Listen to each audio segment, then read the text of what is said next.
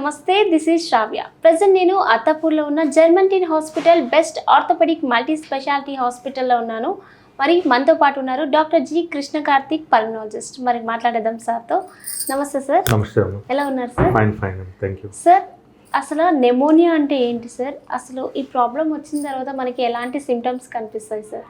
Pneumonia అంటే అది యాక్చువల్గా ఇన్ఫెక్షన్ టు లంగ్స్ అండి. మామూలుగా మనకి వేరే చోట్ల ఇన్ఫెక్షన్ వస్తుంది, అలాగా లంగ్స్కి ఇన్ఫెక్షన్ అయితే దాన్ని న్యూమోనియా అంటాము. అండ్ అవి దాంట్లో కూడా వేరియంట్స్ ఉంటాయి. అంటే బ్యాక్టీరియాతో సోకితే బ్యాక్టీరియల్ న్యూమోనియా అంటాము, వైరస్తో వస్తే అది వైరల్ న్యూమోనియా అంటాము. అప్పుడప్పుడు ఫంగల్స్ ఉంటాయి, ఫంగల్తో కూడా వస్తుంటాయి, వీటిని ఫంగల్ న్యూమోనియాస్ అంటాం. ఇవి యూజువల్లీ మనకి ఇయర్ పొడుగునా ఎప్పుడైనా ఏదైనా రావచ్చు, బట్ టిపికల్ టైమ్స్ ఉంటాయి. మనకి ఇప్పుడు ఎండాకాలం వెళ్ళి వర్షాకాలం స్టార్ట్ అయ్యే టైంలో బ్యాక్టీరియల్ ప్రొలిఫరేషన్ ఎక్కువ ఉంటుంది, ఆ టైంలో ఉండొచ్చు. అండ్ వన్స్ వర్షాకాలం అయిపోయాక వైరల్ సీజన్ నడుస్తుంది, ఒక చిన్న బ్రీఫ్ పీరియడ్. ఆ టైంలో వైరల్ ఇన్ఫెక్షన్స్ ఎక్కువ ఉండొచ్చు. అంటే ఈ టైంలో ఎక్కువ ఉండొచ్చు, బట్ బ్యాక్టీరియల్ ఇన్ఫెక్షన్స్ ఉంటాయి, నార్మల్ టైంలో వైరల్ ఇన్ఫెక్షన్స్ ఉంటాయి, బట్ ఎక్కువ మనం చూసేవి ఈ టైంలో. అండ్ వింటర్ పొడుగున మనకి both bacterial and viral infections usually ఉంటుంటాయి. సో ఈ ఇన్ఫెక్షన్స్ వచ్చి అక్కడ లోపల మనకి లంగ్స్ లోపల ఇది ఎప్పుడైతే ఈ క్రిము, ఏ బ్యాక్టీరియా కానీ వైరస్ కానీ ఫంగస్ కానీ ఏదైతే అది లోపలికి వెళ్ళి అక్కడ కొలనైజ్ అవుతుంది. అంటే అక్కడ వాటిని ఉత్పత్తి చేయటం, అది మల్టిప్లై అవటం, మన సొంత శరీరాన్ని అక్కడ ఆహారం కింద అది తీసుకుని అది ఇంకా మల్టిప్లై అవుతూ ఉంటుంది అన్నమాట. సో అలా మల్టిప్లై అయినప్పుడు అది ఒక కోలనైజ్, అంటే అక్కడ దాని ఇల్లులాగా చేసుకుంటుంది. ఆ చేసుకున్న ప్లేస్ని మనకి మొత్తం ఆ ఏరియా అంతా న్యూమోనియా అంటాం.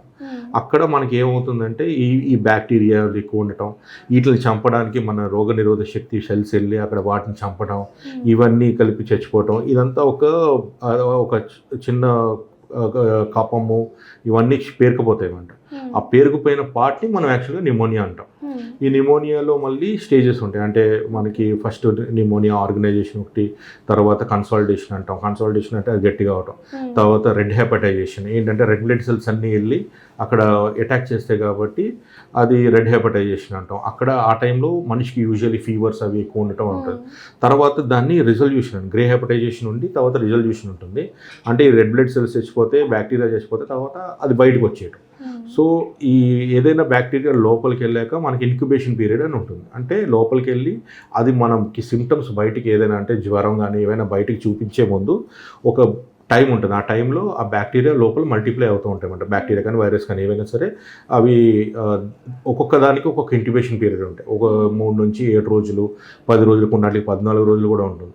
అంటే ఇవాళ ఇన్ఫెక్షన్ వచ్చిందంటే ఇది మీకు సోకి చాలా రోజులు అయ్యింది, ఇప్పుడు బయటపడుతుంది అని అర్థం. ఏదో నిన్న మొన్న సోకిందని కాదు. సో ఆల్రెడీ సోకింది, అది సోకినాక అది ఫస్ట్ మనకి యూజువలీ లైట్గా దగ్గుతో స్టార్ట్ అవుతుంది, తర్వాత కఫం కూడి వస్తుంటుంది, తర్వాత జ్వరం స్టార్ట్ అవుతుంది. కొంతమందికి జ్వరంతో పాటు వణుకు అవి కూడా ఉండొచ్చు. కొంతమందికి ఏంటంటే కన్ఫ్యూజన్ కూడా ఉంటుంది. ఇన్ఫెక్షన్ ఎక్కువైపోయినప్పుడు కన్ఫ్యూజన్ ఉండి, ఇరిటేషన్ ఉండి, మనుషుల మీద అరిచేయటం ఇవన్నీ చేస్తూ ఉంటారు. సో ఇవి ఉండొచ్చు.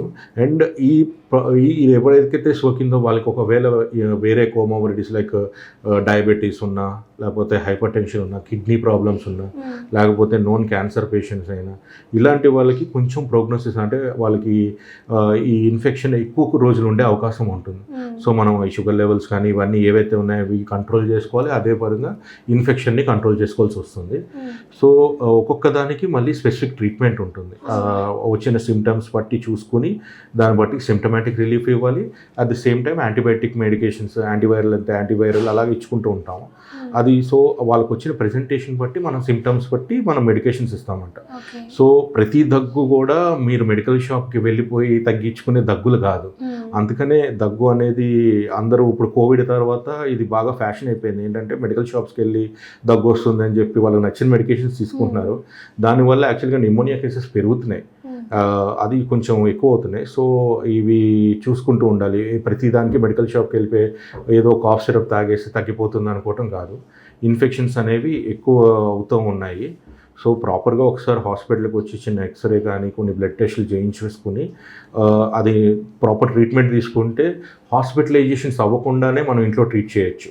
లేదు అంటే చాలామంది హాస్పిటల్స్కి వచ్చి అంటే ఆల్మోస్ట్ క్రిటికల్ స్టేజ్లో వస్తున్నారు. ఆ టైంలో కొంచెం తగ్గించడం అది కూడా కొంచెం కష్టం అవుతుంది. సో ఏ దగ్గు వచ్చినా దగ్గుతో జ్వరం కూడి ఉన్నప్పుడు ఎప్పుడూ అశ్రద్ధ చేయకండి, ఒకసారి డాక్టర్స్కి వెళ్ళి చూపించుకోండి.